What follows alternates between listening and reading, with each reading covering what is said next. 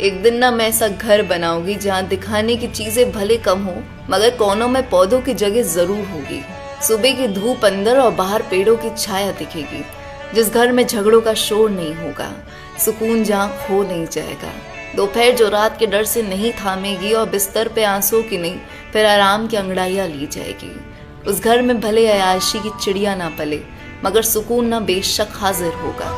भले महंगे फल ना मिले मगर रोटी मुस्कुरा कर निगली जाएगी। दीवारें फिर मेरी चीखेगी नहीं चहकेगी। एक दिन मैं ऐसा अपना